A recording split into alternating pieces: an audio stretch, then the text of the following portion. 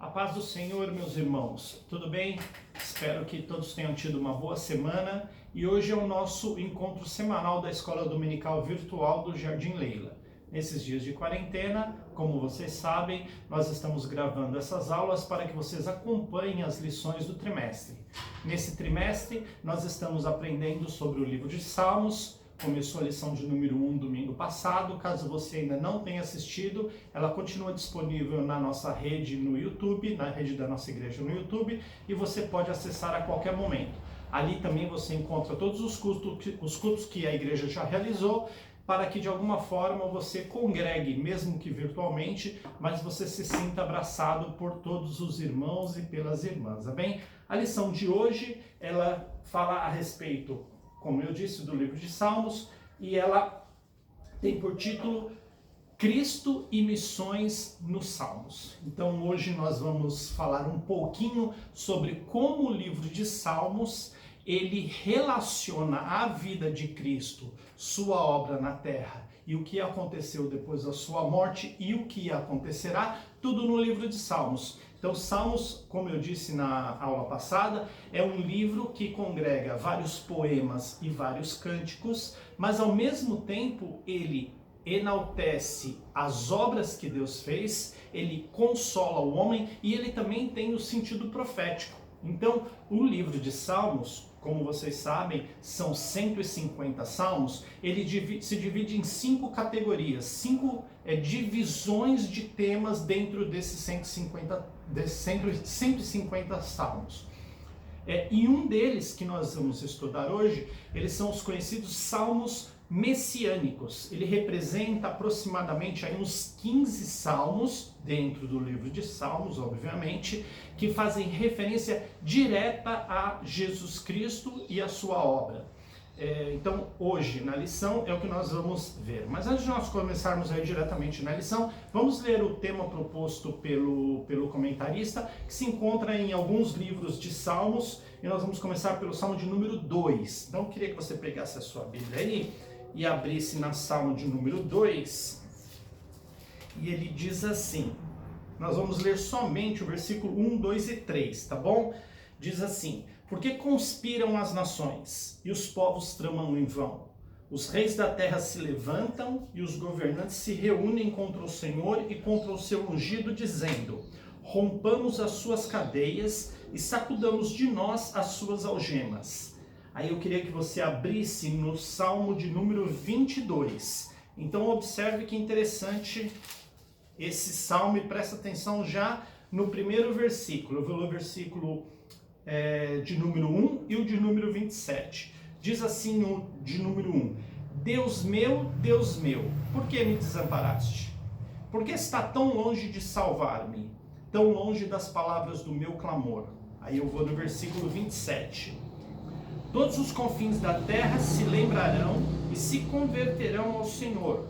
Todas as famílias das nações adorarão perante Ele. Vamos ler também o Salmo de número 110. Salmo de número 110. Nós vamos ler o versículo 1 apenas. Disse o Senhor ao meu Senhor: assenta-te à minha mão direita, até que ponha os teus inimigos por estrado dos teus pés. Então a primeira coisa, eu queria que vocês observassem no Salmo 22, olha que interessante, no Salmo 22 e o versículo 1. Talvez você em algum momento, se não passou pelo Salmo 22 ou não se atentou a esse versículo diretamente, em algum momento você já ouviu essa expressão. Vou repetir aqui: Deus meu, por que me desamparaste? Alguém já disse isso. E olha que interessante, isso foi dito 1000 anos aproximadamente depois que esse salmo foi escrito. Então, por isso nós chamamos essa categoria de salmos como os salmos messiânicos, porque eles profetizam, eles predizem ou eles já historificam o que iria acontecer na obra de Jesus Cristo, tanto na terra como após a sua morte, que é mais ou menos como nós vamos caminhar a nossa lição nessa manhã. E só para fazer a confrontação, eu anotei aqui, eu vou pedir que vocês abram em Mateus capítulo 27 e o versículo 46. Então, vamos comparar Salmo 22:1, Deus meu, por que me desamparaste, com Mateus 27:46. Para que vocês percebam a relação entre Salmos e a vida de Jesus e a justificativa porque esses salmos são chamados os salmos messiânicos. Então, Mateus de capítulo 27, 47:46, diz assim, ó. Por volta das 3 horas da tarde, Jesus exclamou em alta voz, Eli, Eli, lema sabachthani, que quer dizer, Deus meu, por que me desamparaste? Olha a relação direta aqui, quando o salmista Davi, provavelmente o escritor do Salmo de número 22, ele escreve já fazendo uma profecia do que Jesus diria na cruz. Obviamente inspirado pelo Espírito Santo, pelo próprio Jesus. Eu quero que vocês comparem também o Salmo de 110. Olha que interessante como a gente consegue extrair ensinamentos dos Salmos tão profundos. Salmo 110, versículo 1 que eu li, mas talvez você não tenha prestado muita atenção, mas eu quero, por isso que é importante quando a gente estuda a Bíblia, a gente ir nos detalhes, porque às vezes os detalhes não é a quantidade que você lê na Bíblia, mas como você lê. Então é importante você ler a Bíblia e prestar atenção nos detalhes e começar a fazer as relações, por isso que é importante discorrer sobre toda a Bíblia, fazendo as relações para que o Espírito Santo trabalhe no seu entendimento.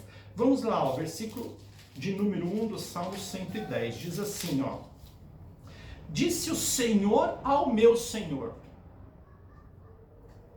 assenta-te à minha mão direita, até que ponha os meus inimigos. Aqui nós podemos chegar a duas conclusões, ou ao politeísmo, ou seja, vários deuses, e disse o Senhor ao meu Senhor, ou aqui está a confirmação de um dos princípios do cristianismo, que é a Trindade, o Espírito Santo, Deus e Jesus Cristo como um só Senhor.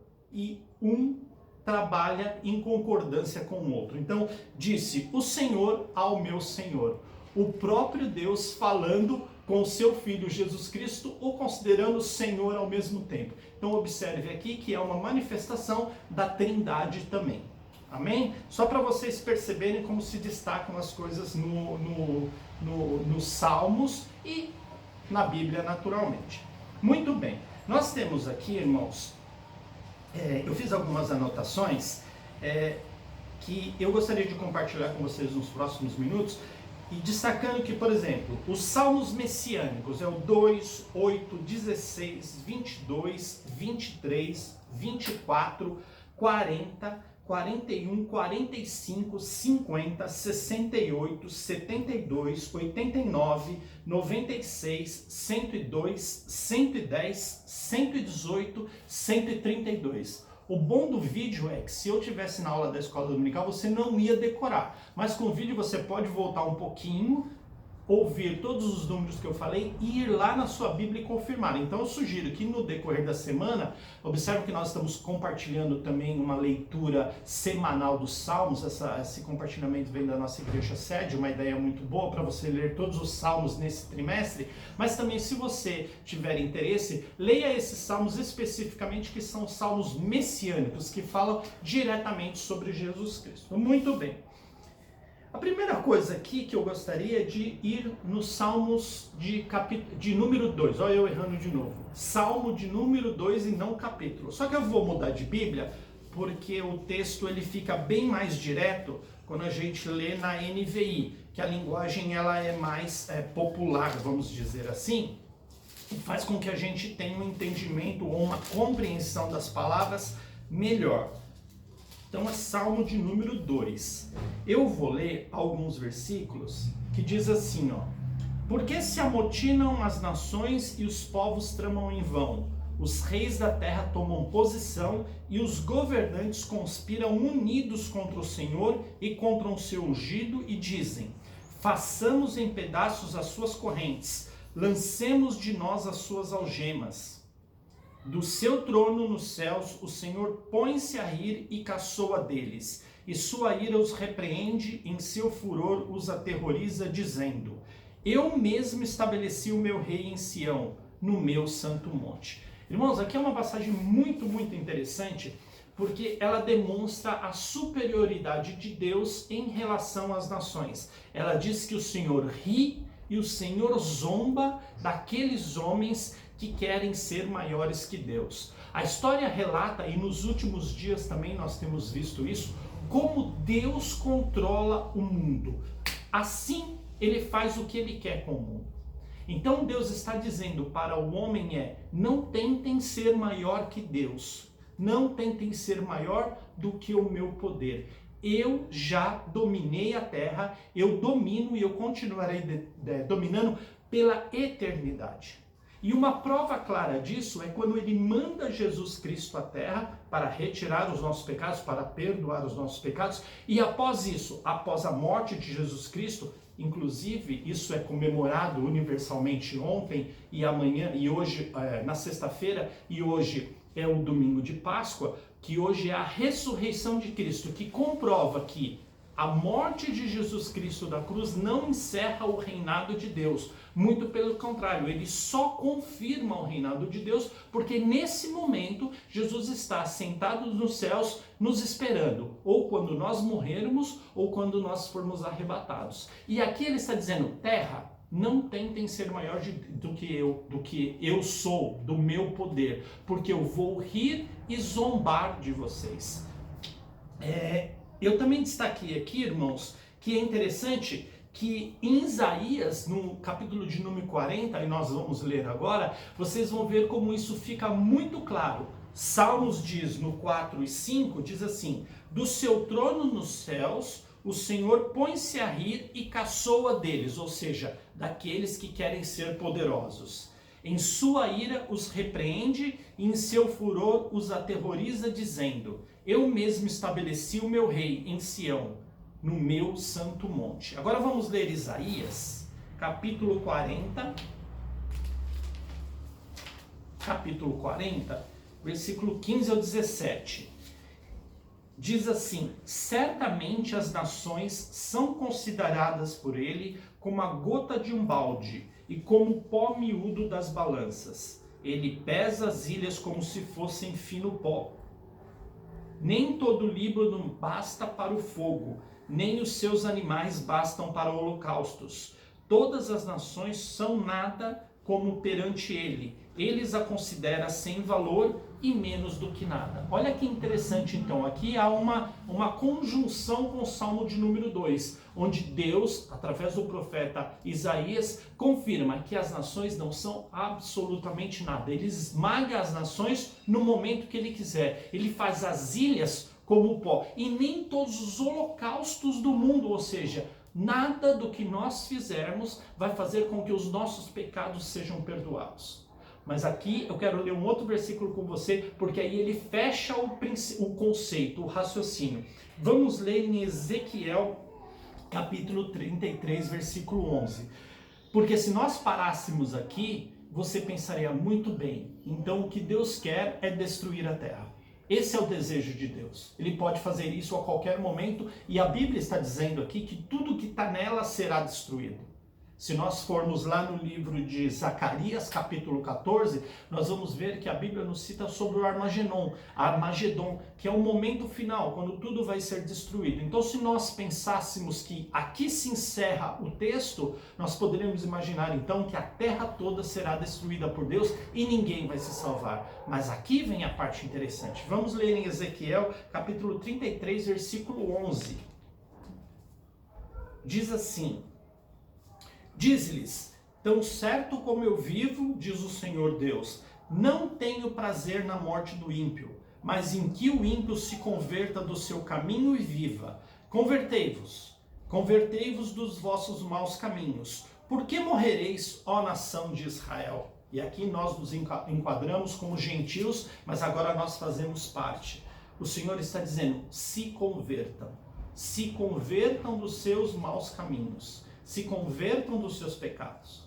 E qual é a maneira que nós conseguimos nos converter dos nossos pecados? Somente através de Jesus Cristo, que o Salmo messiânico já previa 1000 anos antes, que ele viria e sobre ele todos os nossos pecados, a Bíblia diz todos os nossos pecados, todas as nossas culpas, todas as nossas faltas seriam carregadas com ele com a morte. Então quando Jesus Cristo morre na cruz, ele está levando consigo todos os nossos pecados. E todos aqueles que aceitam Jesus Cristo são automaticamente salvos. E se arrependem dos seus maus caminhos, são automaticamente salvos. Então observem a importância de nós fazermos as relações aqui.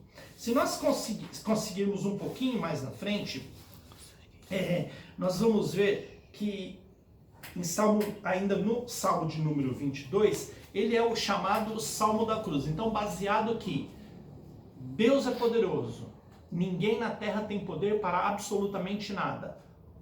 Deus um dia vai destruir a terra. E também que somente através de Jesus Cristo nossos pecados são perdoados. Nós vamos ver então no Salmo de número 22, esse salmo é conhecido como o Salmo da Cruz, alguns aspectos que relacionam diretamente ao nascimento, à morte e à ressurreição de Jesus Cristo.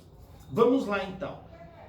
Salmo de número 22. Então, a primeira coisa que nós vamos ler, eu vou pegar aqui o Salmo 22, para vocês acompanharem junto comigo. Vamos ler o versículo número 1. Deus meu, por que me desamparaste? Porque está tão longe de me salvar, tão longe das palavras do meu clamor. Como nós já vimos, o próprio Jesus diz isto no momento de angústia maior que ele estava na cruz. Ele se sentiu tão desamparado. E veja bem, é importante isso a gente citar. Aquela pressão, o momento de angústia que Jesus estava sofrendo, ele não estava sofrendo simplesmente porque estava morrendo. É que ao morrer, ele estava carregando sobre ele o pecado de toda a humanidade. Dos antepassados nossos, dos nossos pecados, do seu e do meu, e das pessoas que ainda nascerão e pecarão até o dia da sua volta. Todos esses pecados foram carregados na cruz. Então imagine a angústia que Jesus estava. Então ele expressa, assim como está no Salmo 22, ele expressa na cruz, que nós lemos em Mateus, Deus meu, por que me desamparaste? A Bíblia cita que Deus até vira o seu rosto para não ver o sofrimento do seu filho. Mas o plano que Deus havia traçado estava se cumprindo. Assim como por um homem entrou o pecado no mundo, também por um homem o pecado é retirado do mundo. Mas esse homem que poderia retirar o pecado do mundo, teria que ser um homem que nunca cometeu nenhum pecado, o próprio Filho de Deus. E ele morreu na cruz por você e por mim. Então no versículo 1 nós vemos nos Salmos, Jesus na cruz se sentindo angustiado e desamparado. Mas a coisa não se encerra aí, porque como eu disse, ele morre e ele ressuscita, como todos nós sabemos. Mas às vezes nós não damos importância a isso. Então é isso que o Salmos 22 está destacando. O Salmo Messiânico 22, conhecido como Salmo da Cruz, está destacando. Vamos ler o versículo 7 e 8 e na sua mente você vai fazer uma relação com a história de Jesus que você conhece tão bem. 7 e 8. Todos os que me veem zombam de mim. Estendem os lábios e balançam a cabeça. Confiou no Senhor que o livre-o, já que o quer bem. Ou seja, vocês se lembram quando aqueles ímpios, Jesus na cruz, diziam assim, você não é Jesus? Você não é o Filho de Deus? Se você é o Filho de Deus, desce dessa cruz, salva-te a ti mesmo. Ou seja, estavam zombando dele. E o próprio Salmo já previa isso. Jesus tinha poder de descer da cruz? Obviamente que tinha. Assim como ele tinha poder de curar, assim como ele tinha poder de dar vida aos mortos, ele teria poder de descer da cruz e se salvar. E por que ele não fez? Não fez por você e por mim. Por quê? Lembrem-se que nós lemos em Ezequiel, ele não quer que ninguém se perca. A única coisa que você precisa fazer, e eu preciso fazer, é nos convertermos dos maus caminhos. Porque Jesus Cristo, ao morrer na cruz, ele teve agora o poder de perdoar todos os pecados, porque ele levou os pecados consigo. Muito bem, vamos ler um outro versículo, olha que interessante. 14:15. Eu acho que essa passagem você também tem na sua mente, porque você já leu, já viu em filme, já viu em figura, já viu em vários lugares. 14:15. Como água me derramei e todos os meus ossos se desconjuntaram. O meu coração é como cera, derreteu-se no meu íntimo. A minha força secou-se como um caco e a língua se me apega ao paladar. Tu me puseste no pó da morte. Lembre-se de Jesus na cruz, um dos momentos, um pouco antes de ele morrer, que ele tem sede. Aqui está relatando que ele passaria também por isso. Então o livro de Salmos relata que Jesus passaria com sede, a sua língua colaria na sua boca de tanta sede. E o que lhe deram? Vinagre, mas ele estava lá por você e por mim. Vamos ler mais um versículo, o versículo de número 16. Diz assim: cães me rodearam, o ajuntamento de malfeitores me cercou, trespassaram-me as mãos e os pés. Aqui é o clássico, quando os cravos perfuram as suas mãos. Todos nós conhecemos, perfuram as suas mãos e os seus pés. E vamos ler o versículo de número 8 novamente, que é a sua humilhação.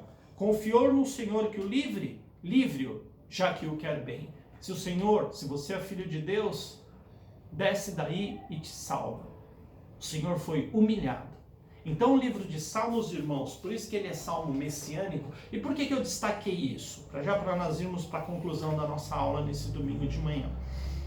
Muitas vezes, por isso que é importante a gente conhecer, a gente estudar, a gente saber dividir a Bíblia. Às vezes a gente não é teólogo, a gente é no nosso aprendizado, na nossa casa, com o Espírito Santo nos ajudando, os nossos professores na escola dominical dentro da nossa igreja, às vezes nós vamos montando um ensinamento na nossa cabeça. Mas é muito importante, porque muitas vezes nós não damos a devida atenção ao Salmo. Então, esse Salmo 22, como todos os outros que eu citei, se você esqueceu, volta um pouquinho o filme que você vai ver todos os números que eu falei, são salmos messiânicos. Então, muitas vezes, irmão, atenção aqui, às vezes a gente usa salmos como mantra para a nossa vida. Então, cães me rodearam e o juntamento de malfeitores me cercou. Nós tentamos usar esse salmo como uma coisa pessoal. Então, os meus inimigos estão sob a sola dos meus pés.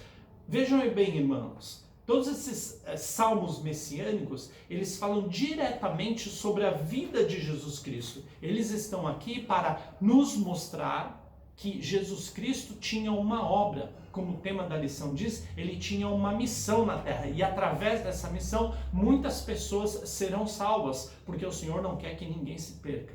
E não é um mantra que a gente usa como um alívio para a nossa alma, no sentido de que, nossa, os meus inimigos serão derrotados. Então, muita atenção, quando você ler alguns salmos, alguns deles, nós veremos isso nas próximas aulas, eles são para o nosso consolo pessoal, mas outros eles estão aqui, irmãos, para enaltecer, para destacar ou até para prever, no sentido profético, o que aconteceria no futuro. Nós vamos ver, se nós continuarmos estudando, e depois vocês podem fazer isso nas suas casas, Paulo, Pedro, Mateus, Lucas, eles se referem aos salmos como parte do ensinamento que eles dão para os novos cristãos quando eles estão pregando, porque os salmos nos ensinam bastante. Amém? Então, muito bem. Mas então já estamos caminhando para o nosso encerramento. Eu queria só ler a conclusão aqui, para a gente... O Espírito de Cristo estava nos salmistas, falando através dele há pelo menos 1000 anos antes de vir à Terra, como tão esperado Messias. Existem várias maneiras pelas quais os salmos falam de Cristo. Em alguns, ouvimos o Pai falando ao Filho, como nos Salmos 2,7. Tu és meu filho, eu hoje te gerei. Em outros, Cristo é apresentado como o bom pastor. Salmo 23, o bom pastor.